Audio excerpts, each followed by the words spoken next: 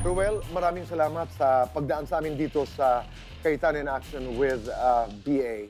Ang kuya mo na si Francisco ang dapat ang aking kaharap ngayon. Opo. Pero ang kuya mo ay mataas ang Blood pressure niya po.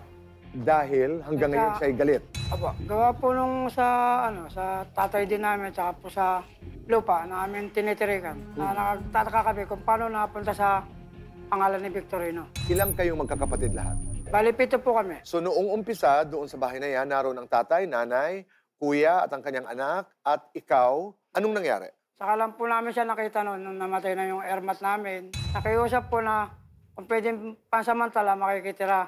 Kasi po, didemolish sila sa binangunan. Ako, kaya po ako po kasi stay po ako sa trabaho ko. Ang natitira na lang po doon si tatay, saka si kuya, saka yung pamangkin kong panganay. Ilang taon na rin nagdaan, nagulat ako, natayuan ng bahay. Nagulat na lang po ako nung kapangalan kay Victorino, yung master list po. Ang tinanong po namin, chairman, ang sabi po, wala po siyang kapatid. Sinong nakasulat doon sa master list? Si nanay po. Nung nawala ng nanay, Ngayon, nung siya na, sinabi niya, wala siyang kapatid. Sinabi niya sa chairman. kaya nailipat sa kanya. Opo, So kasalukuyan, ang nakatira ngayon sa bahay ay kami na. tatay, Tatlo. Tapos si Victorino sa kabila. Kumbaga kami po napunta sa likod na lote. Yung kaperasong lote. So ano ito'y lupa ito? Opo. Okay. Ang harap, ang nakatira ay Victorino. hiwalayan na bahay. Opo, nasa likod po kami nun. Baga nagindaan po namin kaperasong space. Doon po natutulog si tatay pagpasok niya ng pinto. Nasaan si Francisco? Nandun din po. Kasama mo rin. Opo, So ang tatay na siyang may-ari ng lugar ay doon natutulog sa inyo. akin po. Samantala, ang nasa harap ay ang kuya mong Victorino. Kasi ang sinasabi niya, pumirma daw po si tatay. Na pumapayag na malipat sa kanya. Istorya mo, wala sa karipintingan. Tinanong po namin yung matanda, hindi niya alam po ano yung pinirma niya kasi hindi po siya marunong magsulat at magbasa. Sa akin na, kasama po ng loob ko, minumura po ng asawa niya, naandun po siya. Wala po siyang reaksyon. Maliban doon sa away na may kinalaman sa lupa, minumura ang tatay niyo Opo.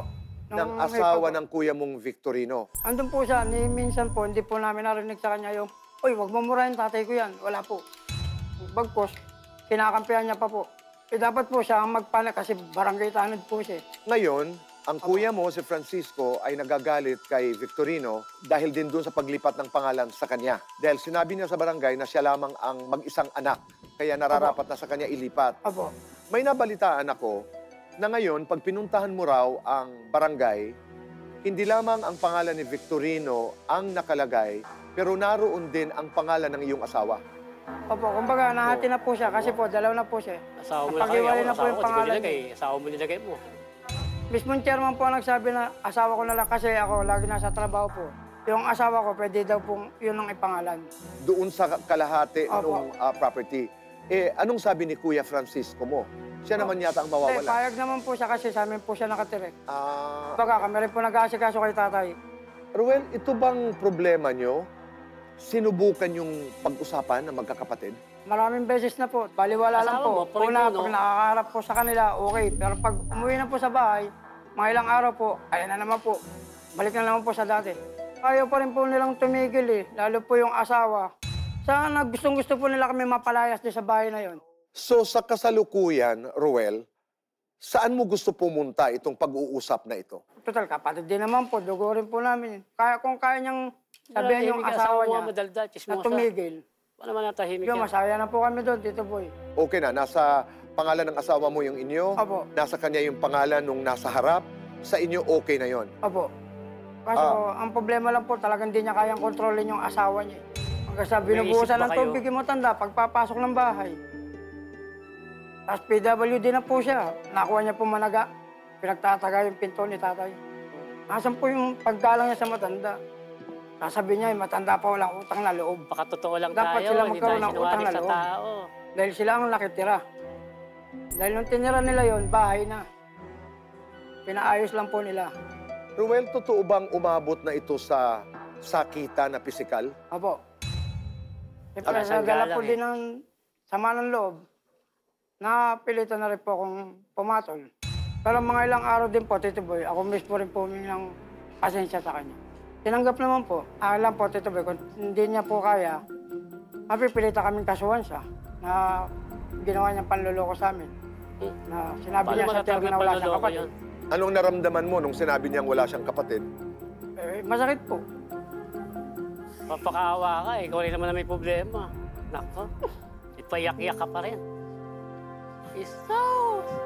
Ruel, maraming salamat. Ipagpapatuloy natin ang ating pag-uusap. Kasama si Kuya Alan at si Pia. Apo.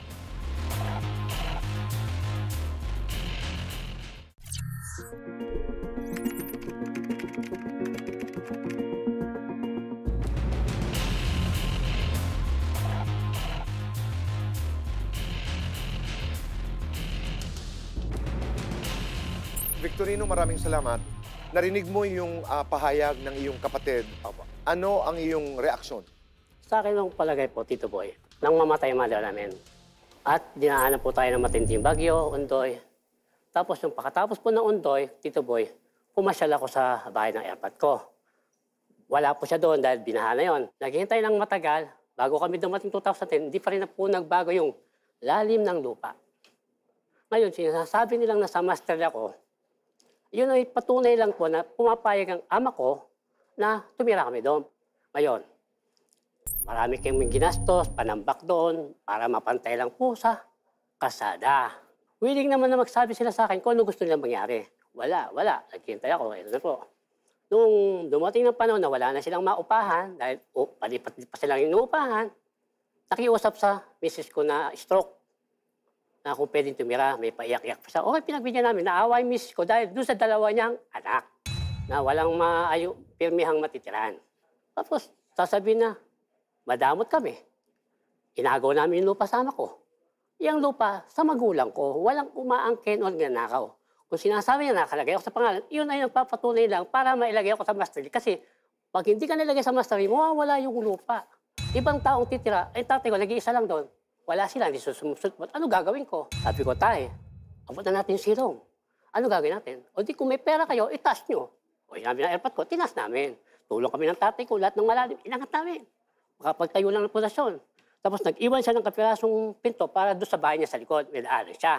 Nung kami ng tatay lang, wala naman kami problema. Masaya naman kami, ganun.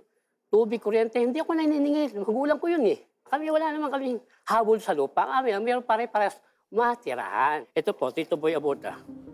Yan po ang mga dokumento na nagpapatunay na yung German namin talaga ang pumirma para mailagay muna sa pangalan ko para Kasi hindi nga sinabi mawala mo, wala kang ng ibang kapatid, makuha ng paano ibang tao. papayag ang chairman? Kasi sa lugar namin, pag hindi mo tinitiran ng bahay, hindi mo na makukuha. Saan kami titira? Pasalamat nga sila, naayos ko. Victorino, Po. so yung paratangan ka Oh, na pinilit nyo ang inyong ama ay, hindi po. na ilagay ang Wala pong nangyari yun. Alam ni lupa German sa po. pangalan mo Opo. ay hindi totoo. Hindi po totoo yun. Kasi po yung nakalagay po doon, ang ibig sabihin ng nililipat, pansamantala munang ilagay ako sa masterly para mawala. Yung lupang yun sa tatay ko, hindi ko inaangkin. At alam mo na merong parte dyan Oo, ang alam iyong ko mga yun. Alam ko yun, kapatid. Tito Boy. Ako, naghihintay lang magsabi, o tol, paano ba napunta? Papaliwala ko, hindi na pinapal.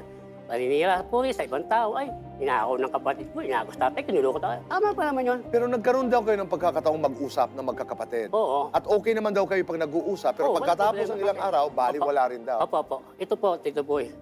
Ikaw, bilang kapatid mo, asawa mo, may diferensya. Pagsasabihan mo, papatay, mamasakit. Ano nga, karamdaman ko doon? Mamasakit. Pagbanta mo yung asawa ko, napapatay, mamasakit. Masakit sa akin. Yung tatay ko, binugbog nila. Masakit sa akin yun. Pero hindi nila aaminin sa tao. Diyos na lang nakakalam sa kanila. Bahala ng Diyos sa kanila. Kasi ang tatay ko nung ginulpi nila. Tama pa lang. Magulang mo, gaganyanin mo. Tama pa naman yun. Lalabas ng umaga, nakikita ko walang pagkain. Hindi ba nililisip ko? Papakain nila pag may tao nakakita, papakitang gilat. May diferensya na yung asawa ko eh. Pagtutulong-tulungan nila pag wala ko. Pag nandun ako, ay nila sabihin yung gusto niyo masabi. Pero totoo ba na minumura ng asawa mo ang inyong ama? Yung pagmumura yun, physical na talaga nang sasabi yun. Sa pag masama doon pa silang tao. Kung ang sa tao nakakapagsalitang di maganda sa PW, kahit na tayong PW, may emosyon din tayo kapag salita na hindi maganda. Ang sinasabi mo, Victorino, diyan ka napipikon at nagagalit. Pag sinasabi ko minsan asawa ko, saka yung sinasabi na hindi maganda, Pag sinasabihan ng hindi maganda ang asawa ko. ng iyong kapatid, Yung asawa ng kapatid ko. Kasi maganda yung asawa ng kapatid ko. ni Ruel, Opo. doon may problema sa Oo, inyong mga kasi asawa. yan ay nakikita mo nagalit ang asawa ko po, o Tito Boy, may narinig siya hindi maganda sa labas. Tapos pupunta siya sa Mamatay kapitbahay. ng tao. Ang pinagchichismo na, numero chismosa din. Kaya kumakalat. Nung kami lang ng tatay ko, tahimik yung lugar, Tito Boy. Nung dumating yung asawa ng kapatid ko sa kanila, sumabog na parang bulkan lugar namin. May nais ka pang idagdag, Victorino? Kung gusto po kasi mangyari misis ko, bumukod na lang kami. Nagkaroon na po ng trauma asawa ko. Kaya ang inatakutan ko lang, Kuya Boy, pag ako nasa trabaho, mabalitaan ko nag-away sila, baka ma-stroke. Hindi ko lang gagawin ko. Victorino, maraming salamat. Salamat din po, Tito Boy. Salamat.